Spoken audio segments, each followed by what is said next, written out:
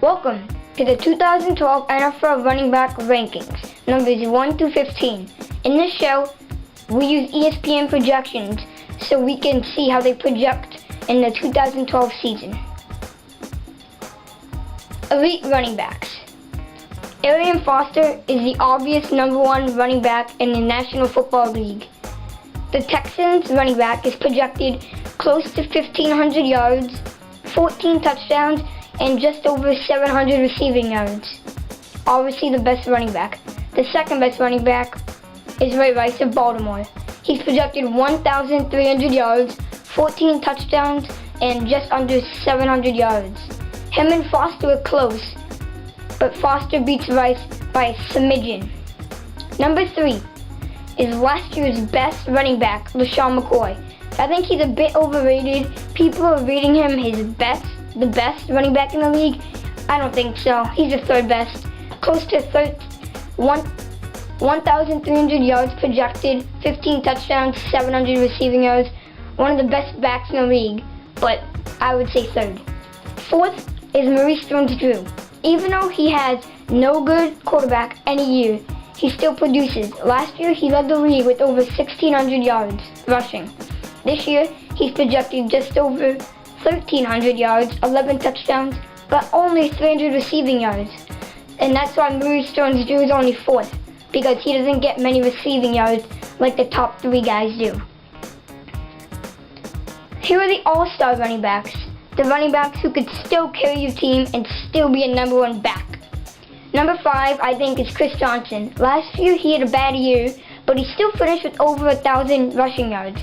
This year, he's projected 1,274 yards, 8 touchdowns, and just over 400 receiving yards.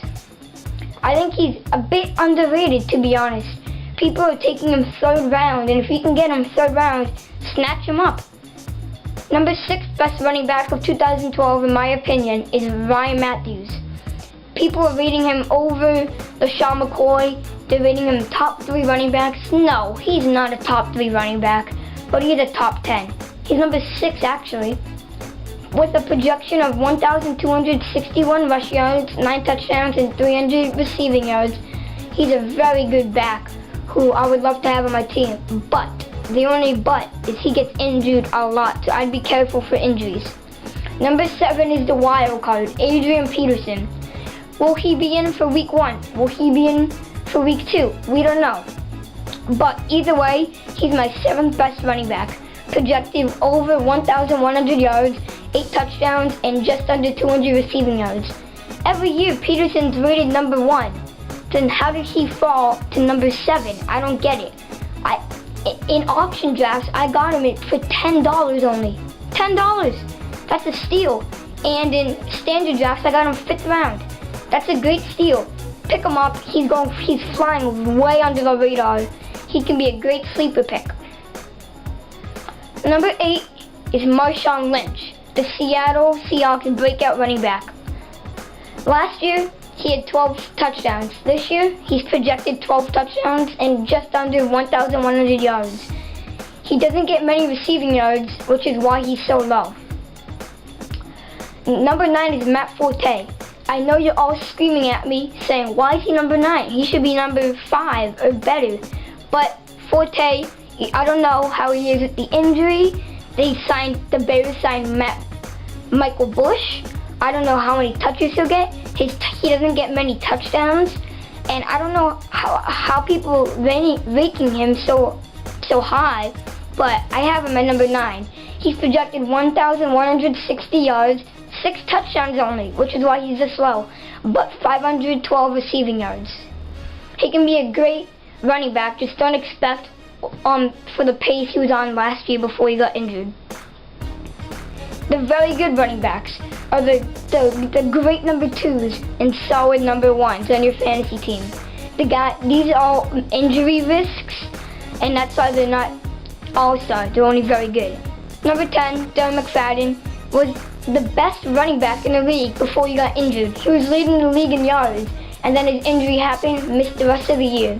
This year, he's only projected 1,008 yards and 8 touchdowns and very few receiving yards, only 330.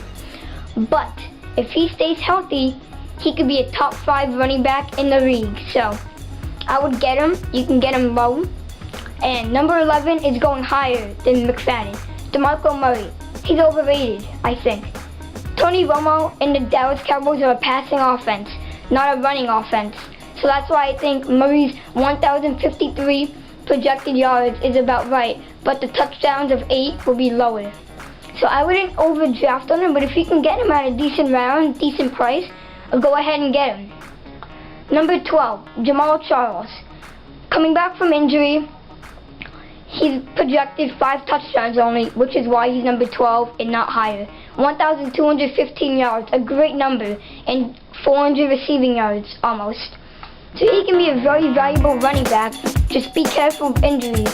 Plus, the Chiefs have Peyton Hillis behind Charles, so his touches will diminish if he doesn't do good. So just be careful, and if you draft Charles, make sure you have a good backup running back, just in case of injury. Here are the good running backs.